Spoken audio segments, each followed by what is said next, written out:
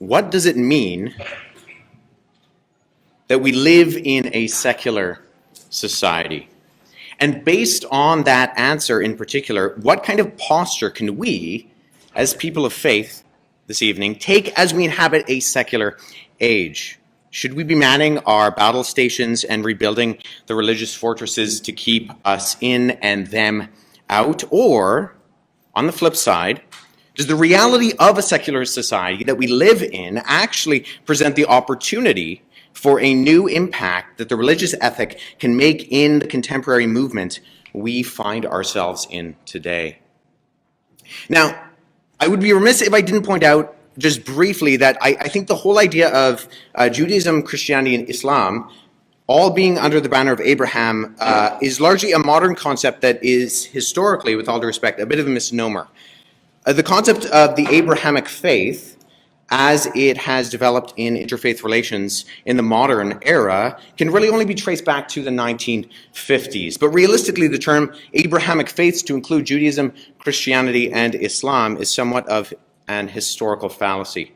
But nonetheless, I think the point of tonight is, however, important. We should come together and discuss our different concepts, our within the Abrahamic faith as a touchstone, as in dialogue. We should work together to discuss our commonalities, our place of agreement, and establish the common ground where we can.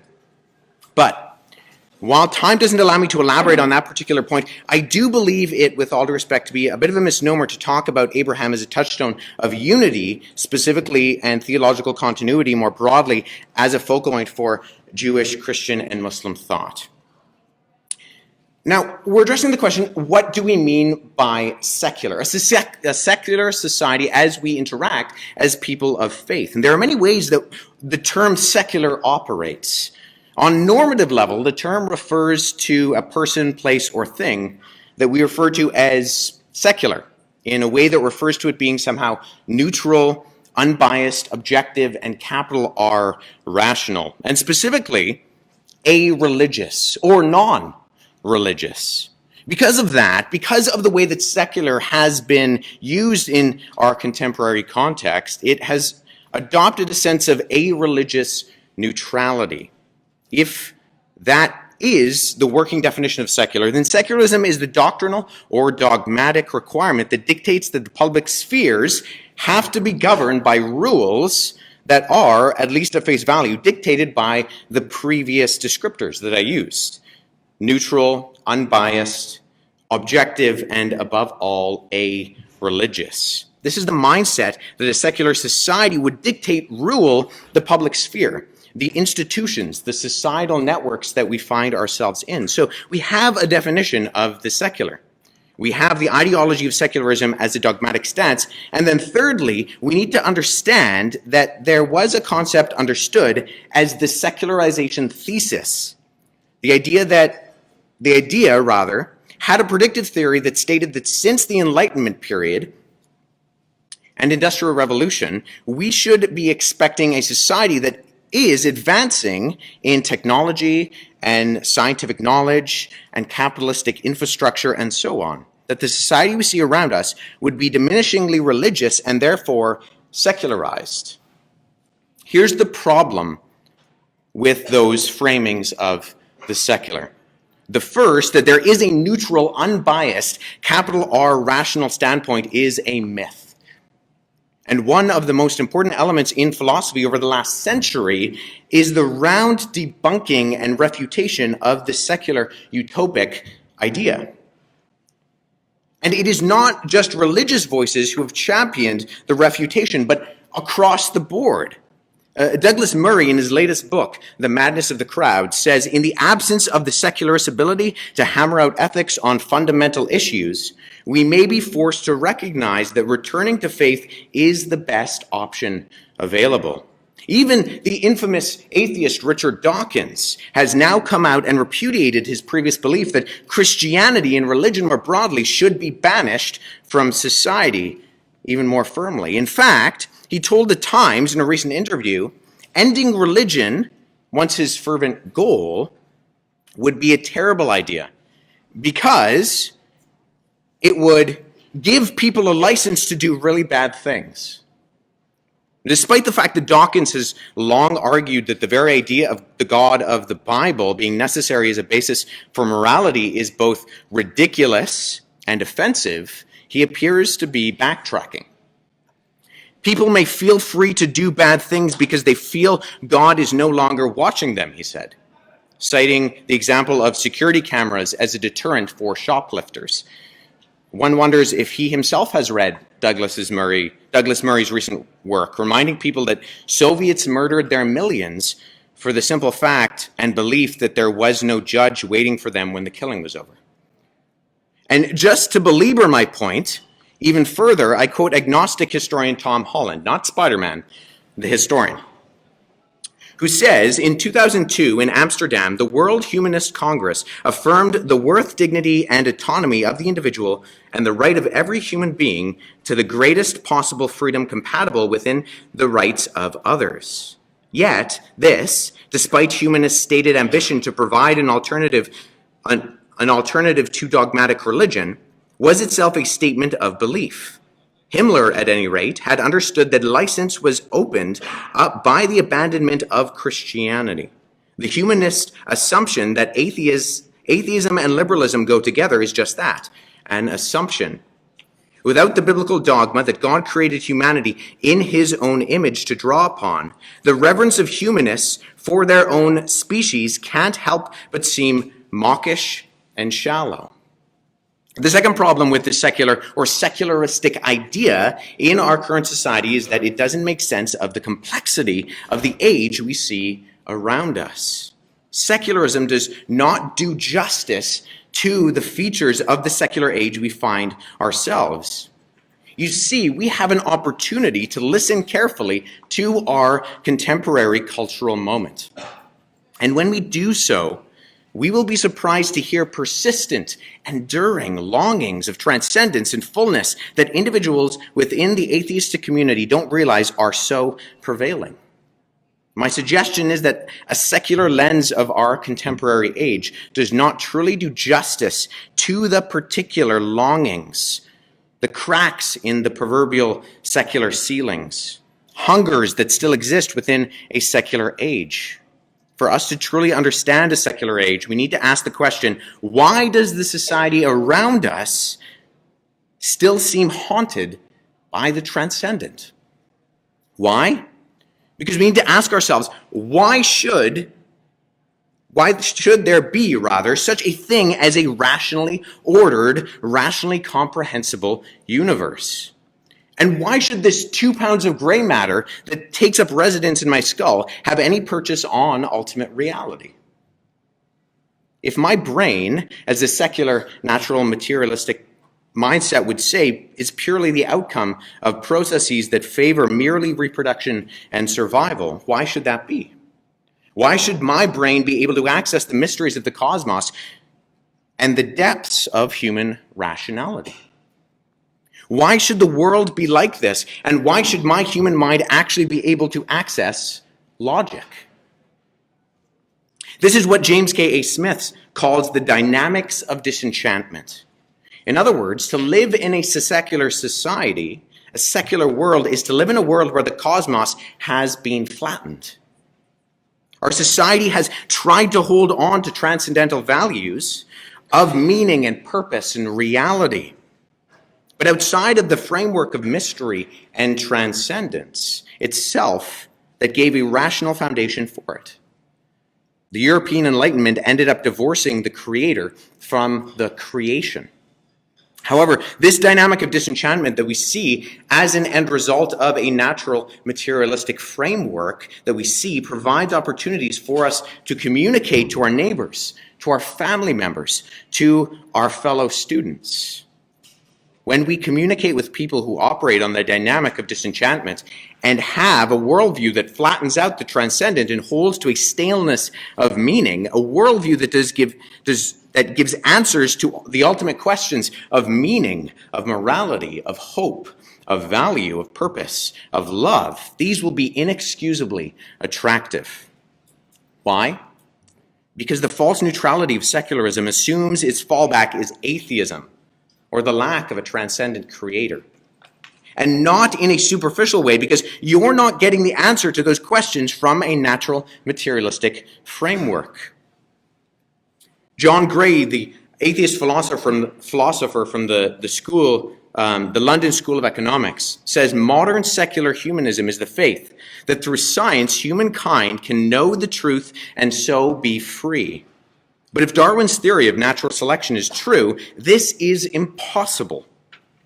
The human mind sees evolutionary success, not truth. To think otherwise is to resurrect the pre-Darwinian error that humans are different from all other animals. And if you want to highlight a progressive society, i.e. a society that is progressing, I would argue you cannot look at atheism. Atheism statistically is almost exclusively Western. It is predominantly white, nearly entirely male, and chiefly upper middle class. If we want to talk about a worldview that is progressing, I think we should look no further than Christianity. How it has transcended cultures, first starting as a Middle Eastern faith, very quickly becoming the religion of Africa and Asia Minor. It then took over Europe and the West, and now per capita is becoming the predominant religion of Asia and Africa. In a secular atheistic society which has divorced true meaning and purpose from significant living, there is an answer to these questions. When I talk about the dynamic of disenchantment, I ask the question, why should my human mind actually be able to access logic? Well, in the beginning of John's biography of Jesus' life, what we call the Gospel according to John, it says, in the beginning was the Word, the Logos, and he came into the world, Jesus. And in consistency with himself, he gave himself up for us. Here is a Logos, a logic that we can truly trust. The Christian worldview and the good news of it lived out in a purposeful, scripturally grounded, Jesus-centered, and God-filled way will be the answer to a society haunted by the transcendent. You see, through the life of the believer, the person lost in mundane secularism is the reality that the universe is charged with the grandeur of God's glory. This is what James K.A. Smith once again calls punching skylights in our brass heavens. I want to end with this. It's a painting by the 17th century painter, El Greco. And it portrays the opening of the fifth seal in the book of Revelation, chapter 6, verses 9 to 11. In it, John looks heavenward, arms raised at the epiphany of the Lamb on the throne. Yet when you look at that, you don't get that. Why?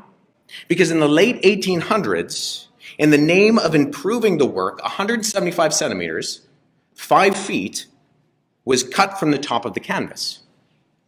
And in the name of restoration and improvement, what ends up is almost a parable of the secular age.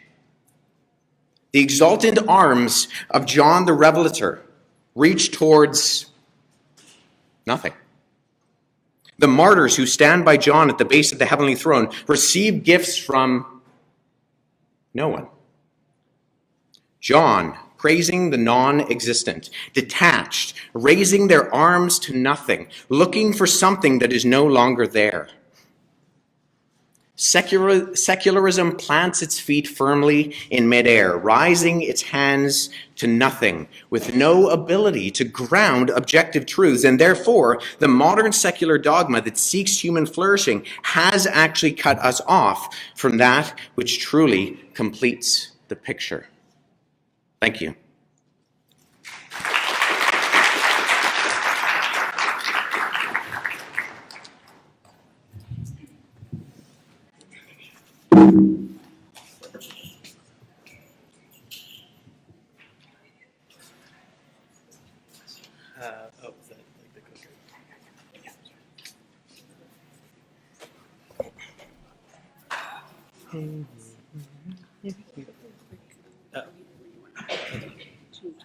Is that like the cooker? Never really used one of these things before. Good evening. Thank you everyone for inviting me to speak. So when I was thinking about what to discuss, I can do it. Oh yeah, there we go. The first question that sort of came to mind is, what is the religion that people choose to not believe in? And for me, that is sort of what my mission is as a clergy individual, that a lot of individuals that I interact with just haven't had a positive experience, that they get a very rigid view of religion, and that sort of my vision is to sort of open people up to it. So the presentation today is going to talk a little bit about some of the things that I feel are potentially broken within Judaism, and some of the pieces that organizations are doing to sort of open it up so that we'll bring in the secular age. There's a teaching in the Talmud, in Menachot, which is a tractate in the Talmud that focuses almost exclusively on meal offerings made out of flour, so it's very dry and boring. But on page 28b, there's an interesting conversation about the trumpets that were in the tabernacle. That every piece of furniture that was made for the tabernacle and the Mishkan was passed down from generation to generation, except for one. The one piece was the trumpets. And there's a whole discussion about what exactly is the underpinning. And the Talmud comes down with that every generation needs to make their own trumpets because it is important for them. Rabbi and Dayan Yechezkel Abramsky comments and expands upon this passage and talks about how the reason that we specifically need different trumpets is because every generation needs something a little bit different to get them excited, to wake them up in the morning. That we don't have the same alarm clocks that our parents and our grandparents had. And if you think about religious school education, the way that people were taught 20, 30 years ago is not the way that we're learning now. And to some extent, we have to think about what are the new trumpets, what are the new ways that we're able to connect the ancient ideas to modern society. So first we're going to talk about what I've noticed that are broken within the Jewish faith at times. So the first is women involvement. That there are many women who are happy with the roles that they have in various traditions. However, there are a lot of women that don't see themselves as being part of the community. This is a picture of a group of women that want to have a Torah school, want to put on religious tefillin, and there are many communities that will say you are not allowed to do this. And that there's a whole discussion about having women clergy, and only in the last 20 or 30 years have there become women rabbis, and yet women don't actually have the head position in most synagogues or temples. They are a secondary teacher or educator, and that means that there are a lot of women who don't necessarily see themselves in the faith tradition because they have been marginalized to certain other roles. A second piece is identity. This is someone who's appears to be an Orthodox individual who doesn't feel like there's a space for him because of his LGBT identity. And this is another one of these identities that communities have basically said you are not allowed to be that, not allowed to express that, and therefore they feel that religion is not for them. The third aspect is education. As I said before, that most individuals receive an education very similar to the ones that they received when they were younger, and education sort of stops at a certain point. A rabbi mentor of mine once said that most Jewish students get to bar bat mitzvah if they get to that point, and that's where their education stops. And when you interact with them in university, they are still wearing their bar or bat mitzvah outfit, their coming of age ceremony religiously, even though they have grown many years. So partially it's the structure, and partially of education, and partially it's the way that what people are taught. That when you go into religious school, you're taught how to say prayers, but not the meaning behind prayers. You are taught certain passages, but not actually why behind things. And that there's sort of this disconnect between there's just an assumption that you should continue to practice certain things, and because that is the important thing to learn, people don't really connect to it and don't see why it is relevant and important in their lives. So I sort of challenge the idea of secularism and atheism because I think that there's a lot of religion in our lives anyway, even though we might not say it's formal religion. So one example is how many sports athletes point up to heaven, or how many people idealize different sport athletes. This is where I went to university. There was a turtle in front of the library, and people would rub its nose, or would give it an offering right before finals or midterms. And so there are a lot of aspects that it seems funny. There have been a lot of funnier things that I've seen around this turtle over my time when I was in university. But there are a lot of things that people connect to in some sort of religious transcendent way, even though they won't necessarily say that they connect to religion. And the third piece is there's a great study out of Harvard Divinity School called How We Gather, and it talks about the different aspects of community and the different pieces that we get from religion and how people are actually finding them in other avenues. So one example is SoulCycle, how people are religious about going to SoulCycle, and they are religious about a lot of other aspects of their lives. And so just while we're having this conversation, to think about, even though religion might not be an important part to your life in the traditional sense, like I talked about what might be broken, there are religious and spiritual pieces to your life if you actually dig a little bit deeper. So what does religion have to offer us? One of my favorite teachers when I go to this is Albert Einstein.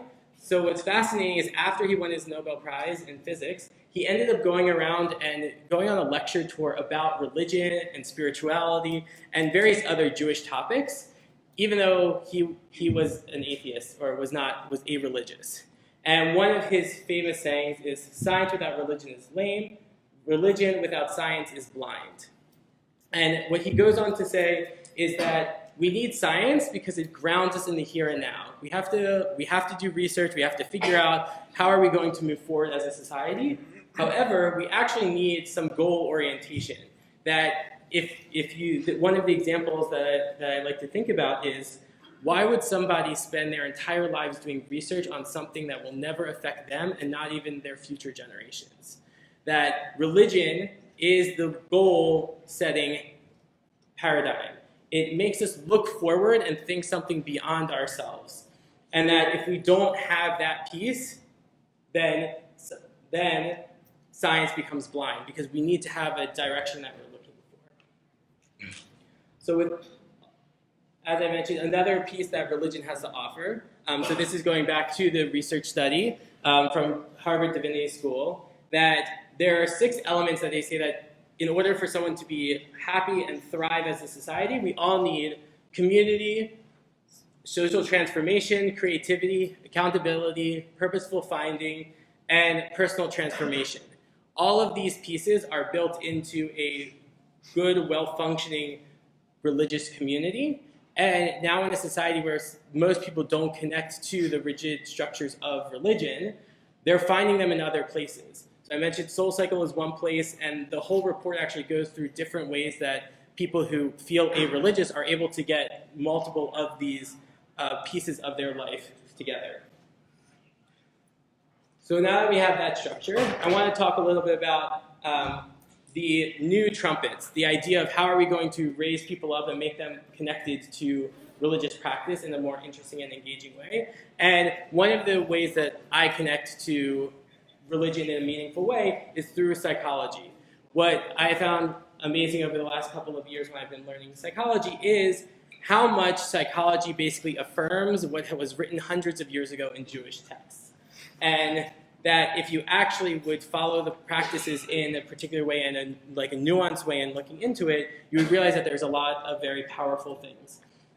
So when it comes to the new trumpets, one of the primary ones is it comes out from a Jew out of Penn State that talks about what is called PERMA, which is for positive psychology, and it stands for positive emotion, engagement, relationship, meaning, and achievement. And that you need all of these different pieces. And there is a movement now called Positive Judaism that wants to, what's funny is they're basically taking Judaism and mapping it onto psychology when it used to be what Judaism would map onto this. So I want to go through basically 2 examples of how we can map Jewish practice onto Perma in a more thoughtful and intentional way. So the first is prayer. So first we have positive emotion, the idea that you have to think positively and think about where you're coming from. And within Judaism, there's a number of blessings. That every morning there's a list of blessings that you're supposed to say, thanking God for getting up, for being able to eat anything, and that if you actually would focus on what you're actually saying when you're saying these blessings, you would actually be in a much different mindset because you would be able to really appreciate something. The second piece is emotion, which is being really in touch with how you're feeling and connected to everything. And you're able to get that through meditation. There are a number of mindful meditation practices that are happening, but in reality, Jewish prayer has the same prayers over and over again so that everyone is able to get into a mantra state. So that if we actually would think about the prayers as a mantra meditation, then we could actually think about prayer in a more meaningful, holistic way. The third piece is relationship. And this comes up with the idea that you have to pray in a group, that you can't be by yourself most of the time, that there are spaces that you can pray by yourself, but in reality you're supposed to pray in a group. And that there's an amazing experiment I did once to just show the power of prayer in a group, where we walked into a room and this person sort of led us in a 45-minute sort of follow the leader exercise around the room. We did all these very interesting things, and at the end he was like, did you notice anything? And what we had done is, for our long-standing silent prayer, we take 3 steps back and 3 steps forward. And what we had done is we took 3 steps back right at the beginning of Follow the Leader, and we ended with 3 steps back, 3 steps forward. And just to show the feeling of the room when everyone was doing something together. That by going to a prayer space or being part of a religious community, you're able to get that connection to other people. M is meaning. It's pretty easy to find meaning in prayer, that a lot of the prayers are about thinking about yourself, thinking about your relationship to God, thinking about the godly piece in you, and that it really helps you think about how you can use the different aspects of prayer in a meaningful way. One of the ways that we do this is actually thinking about the different apps that the prayers have, that like if each prayer is considered an app that you would use in a particular way, because each prayer focuses on something slightly different. Which then goes to A, which is achievement, which is a similar aspect that, again, when you have a prayer that focuses on healing, you can think about, well, how have I healed someone near me? What healing do I need? And that you're able to frame your life in achievement. And there's a final piece which is added sometimes for B, Perma B, which is body movement. And again, that there are certain prayers that you do standing versus sitting versus laying down on the ground, that there's an idea of getting your whole body into it and thinking about within prayer, but also in Jewish practice in general, that there are different times where you do different things with your bodies, and being more aware of how you can use your body in a religious and interesting way is a great way to connect. So the second aspect of Judaism that I want to talk about is Shabbat, the Sabbath. So starting Friday night until Saturday night for Orthodox Jews, and because there are some denominations that have the Shabbat times are slightly different, there's an idea of Sabbath, the idea of rest, whatever that means to them. And when we come to think about Shabbat, most people think about it's a time of restrictions. It's a time that you're not able to do something, that you have to turn off your phones, or I can't interact, or I can't drive here, can't do this and that. But there's the Chernobyl Rebbe, the rabbi in Chernobyl, wrote a book called Siduro Shel Shabbat, where he goes through some very interesting aspects of the holiday of Shabbat. And he talks about how if you look at the way the commandments are structured, the Jewish people left Egypt, and in the desert, one of the first commandments that they were given before they get to Mount Sinai, before they get the 10 Commandments, is to observe Shabbat. The first Shabbat is commanded beforehand, and he asked the question, why is it placed before getting to Sinai?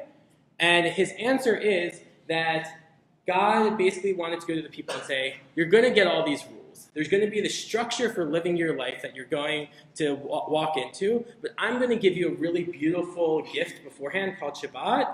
Try it out, see how you feel, and if you really like it, then come in and enjoy the rest of the structure. And so that we were given Shabbat as a taste of what Judaism and what the different commandments and the structure of life could be. And this idea of having some structure to your life and not seeing structure as a bad thing, but as potentially something good, is exemplified again in psychology with the jam experiment. Anyone here heard the jam experiment? No. So they basically did this research study to figure out how many jams should they offer in a store so that you feel that there are enough options, but that you're able to make a decision. And they found that if you have too few jams, then you sort of feel like there's not enough option, and you feel stymied, and you then don't want to buy a jam. But if you have too many options, you feel overloaded, and also you walk out of your life. And that there are some times when I interact with some students that we all have structures that we put on our lives, whether it is confined by religion or by our own desires. And some of the issues that people run into when it comes to anxiety and depression are potentially because of lack of structure. And so what I love about Shabbat is that it actually puts a really nice structure in order to frame the rest of your life. Which brings me to this final picture of stomping grapes, where a couple of years ago when I was leading a Shabbat service, I asked people, why do we have grape juice on Shabbat?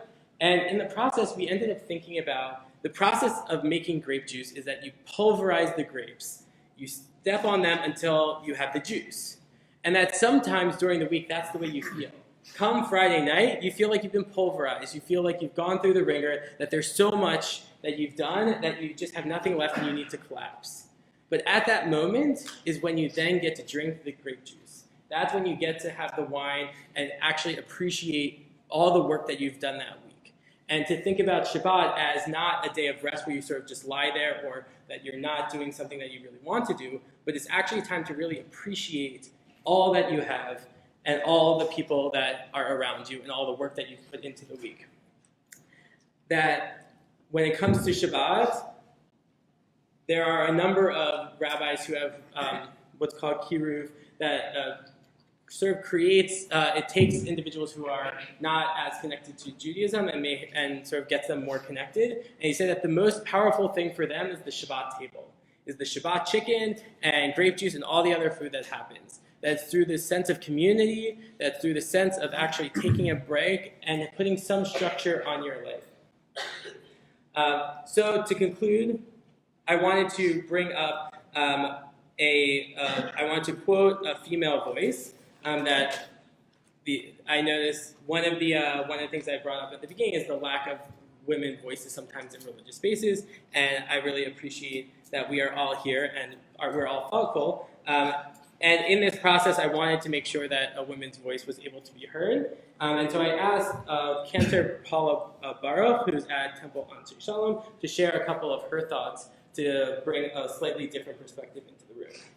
So she says, speaking as female clergy, my experience of developing spirituality in the context of the Jewish faith is one of continually renewal and discovery. There are times I have felt I am agnostic, doubting or wondering about the existence of a higher power. However, I have never felt the surety that I would pronounce myself an atheist. I cannot understand being that sure of anything in this world. John Lennon's song, Imagine There's No Heaven, reminds me that the downside of religion can be a reluctance to take responsibility and action in this world. That has never been an issue for me in my relationship and understanding of Judaism, especially Reform Judaism, which has been at the forefront of every social justice initiative in contemporary North America. So what are the benefits of Jewish faith and tradition? I found Judaism so vast and deep and so non-hierarchical that it has survived my many phases and developmental stages. That speaks to me of something transcendent and worthy of my attention. The older I get, the more I feel the importance of my story and how it links to the chain of generations that came before me and who will come after me. Tradition for me is the telling of that story and what keeps humanity connected. It evolves, adapts, and changes as we do. Thank you.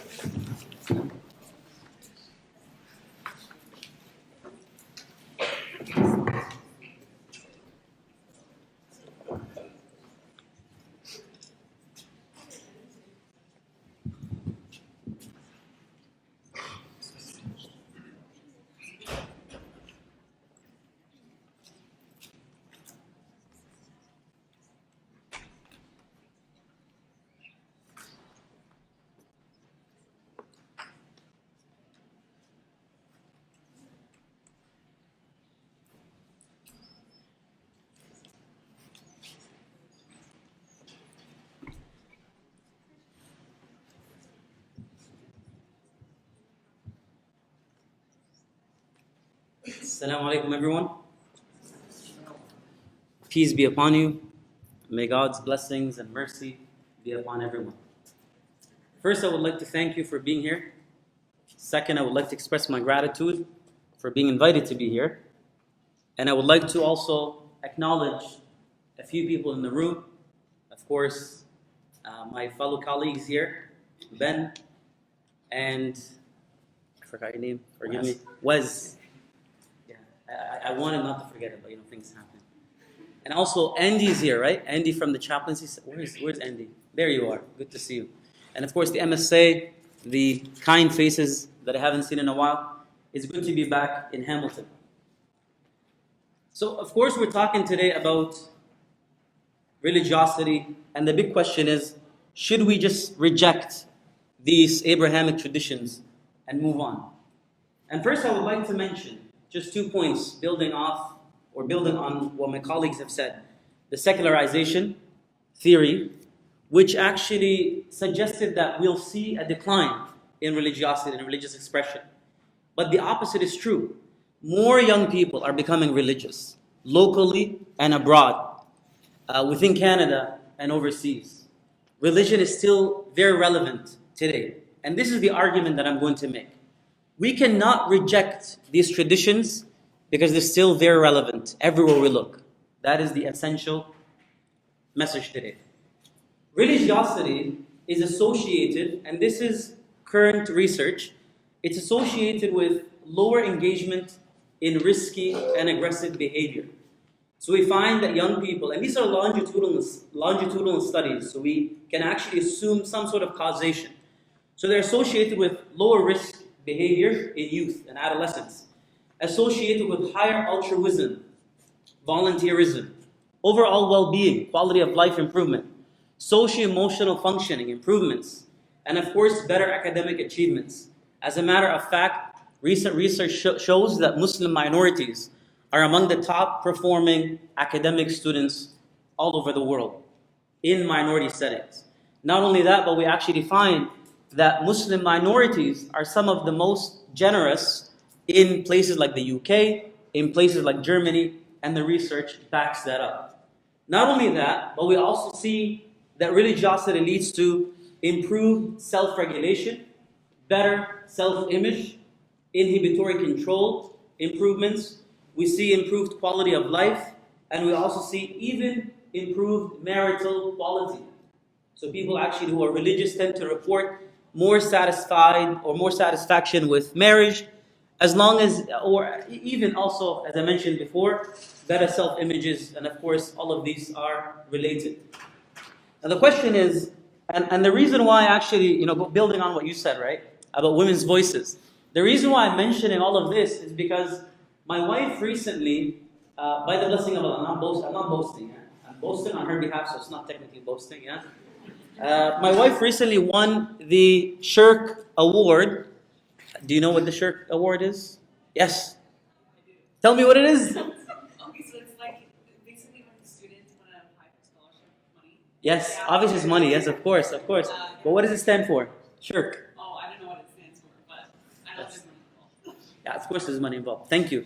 The Social Science and Humanities Research Council Award. So they actually give students, I think it's $20,000, somewhere around that, to study a project of their choice.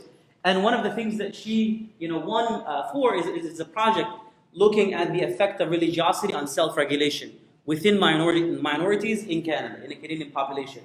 And so what we're suggesting in that research, building on the meta-analysis that was conducted prior to the proposal, is that religion or religiosity tends to improve and have all of these impacts positively because of these three things. Number one, religious practices themselves tend to increase self-regulation. For example, when you're praying and you have to pray 5 times a day, you have to wake up at 5 o'clock in the morning. Actually, people do that, by the way. Muslims wake up 5 o'clock in the morning and they pray. And then you have to pray and make that a daily commitment. So that, of course, the practice itself can lead to improved self-regulation. Not only that, it could also be the religious monitoring, like the self-monitoring. Knowing that there's an all-being deity that is watching you, that is aware of your actions, leads to you making more reflective choices, and you're more careful before you make decisions. And as you mentioned, not believing in a being that is watchful can lead to not only complicated and contradictory forms of moral and ethical formulations, but also it can lead to dangerous manifestations that really destroy or damage our world.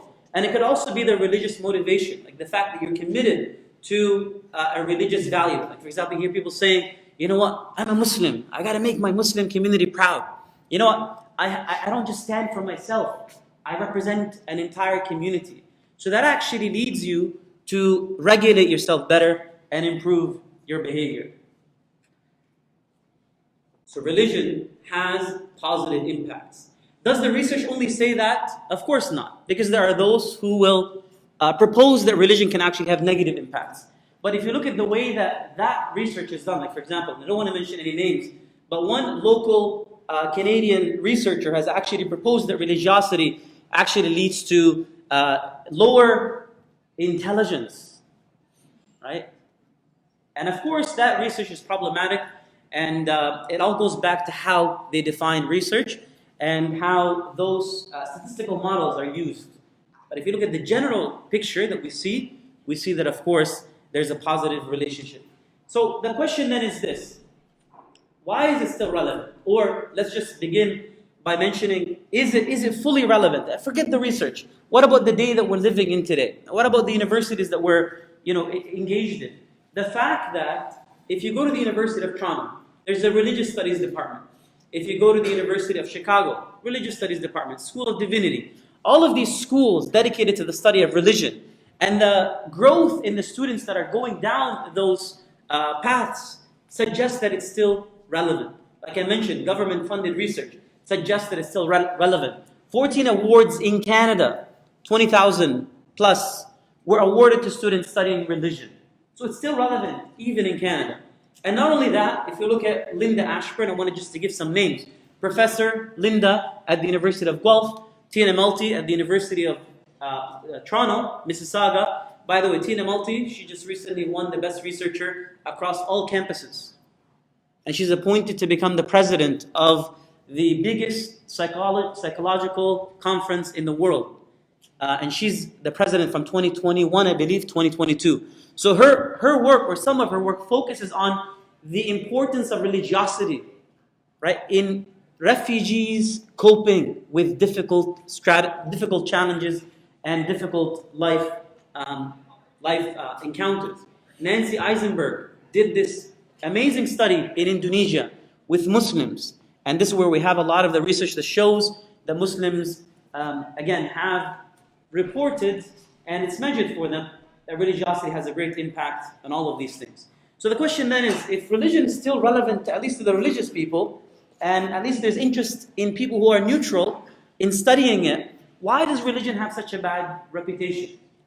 Because the image that's constructed in people's minds, when I say religious, we think this is an irrational person, we think this is a person who doesn't believe in science, we think this is a person who's backward, uncivilized, whose mind is not able to engage in a deep critical discussion. Or he's too blind. It's kind of like just, this notion of blind faith. I just believe because I was born in a family that happens to believe whatever. That kind of image.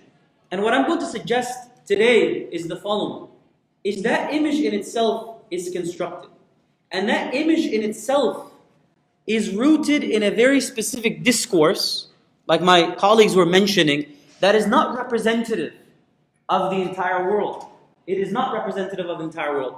And what I want to get my peers, all of you here, to think about today is engage in a genealogical study of your ideas. Ideas are not born in absence of context. Ideas don't just pop into existence. All ideas and rooted in a chronological, historical context. So if you look at, for example, post-enlightenment, if you look at the Reformation, if you look at the challenge between religion and science in a very specific part of the world, and the way that religious groups had to basically be neutralized in order to have public space, fluidity within Canada. All of those things contributed to the way that we imagine religiosity and imagine the religious person as the other, as that weird, irrational individual. And of course, if you look at the modern, world, there's always this assumption that religious people, they're oppressive. There's an assumption that they engage in misconduct. Their religion is used as a form of control, and religion has created wars and led to terrorism in the modern sense. And of course, all of these claims are very assumptive, they're very reductionist, and they fail to take into account the socio-political implications associated and are happening in the background. Okay? So, saying religion is the reason for wars is like saying all the medical system or the health system is corrupt because of the big pharma failures. Saying religion is responsible for terrorism is like saying we need to tear down the entire fashion industry because of the Bangladesh fire that happened and because of the moral failures of those who organized the factory. Saying that we need to get rid of religion is like saying we need to destroy the entire honey industry because of the recent moral failure in which people were selling fake honey to make profit. The reality is humans themselves have a tendency towards oppression and injustice. And a lot more was done in the name of no religion than was done in the name of religion. Think about colonialism, right? Think about the Iraqi war. Think about the Afghanistan war.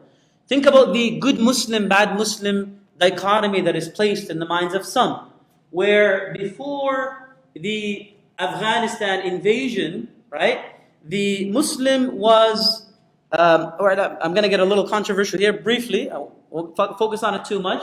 But the Taliban were basically America's best friends before the Afghanistan invasion. And then all of a sudden, they became America's worst enemy. So we need to engage in this genealogical study of ideas, where they come from and where they're rooted.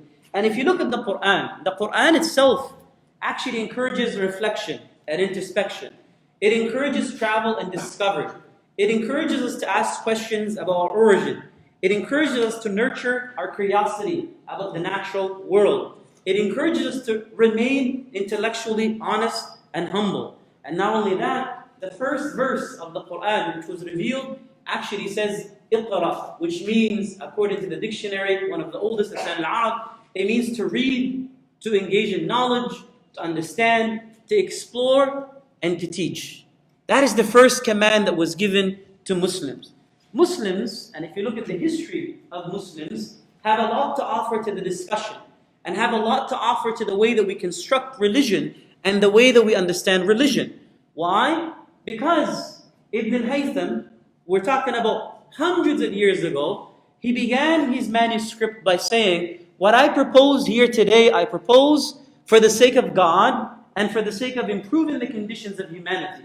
And he went on to give us 10 steps that would eventually become the framework for the scientific method.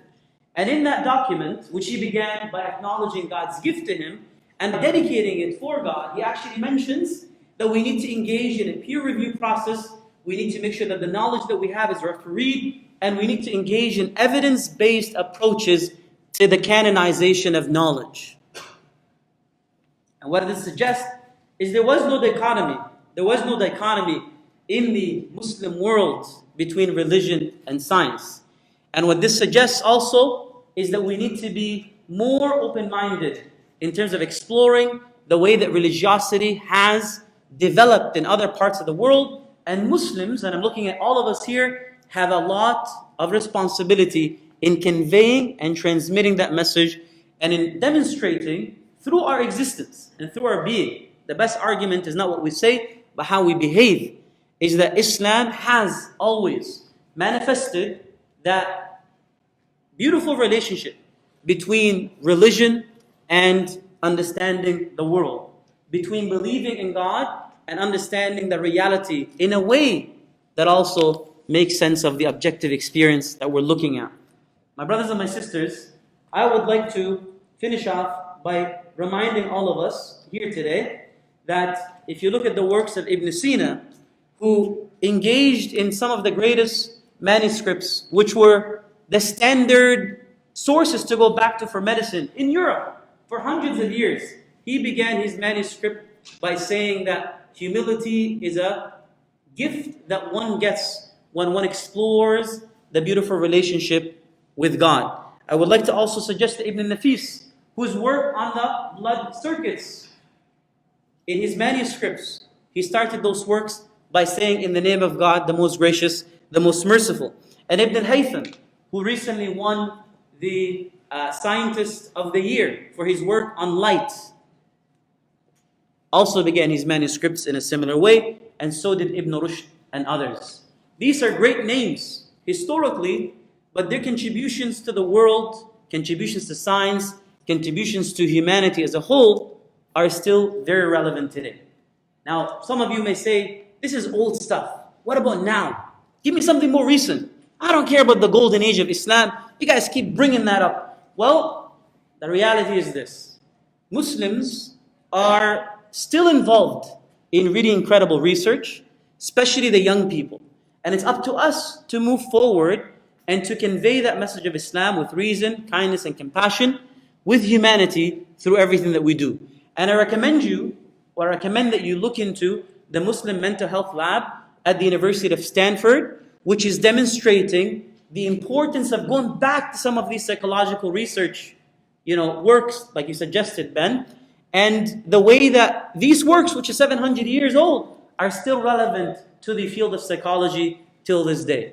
And if you want living examples of people who have been inspired by the religion to not only become great teachers of Islamic thought, but also great doctors, philosophers, psychologists, just look around you and look at your colleagues, because some of them in this room are on that journey as well, including myself, because I'm hoping and planning to combine my degree in medicine from Queen's University, inshallah, also with my theology training from Al-Azhar and my academic training in the study of religion from the University of Toronto. So I can testify that religiosity for me has motivated me not just to finish 1 or 2 or 3 degrees, but 4. Because we as Muslims are very hungry for knowledge, because we believe we have a responsibility to learn and to share and to be intellectually humble. And that is why religion is still relevant till this day. And that is why if you go back to this question, the answer is no. Thank you for listening.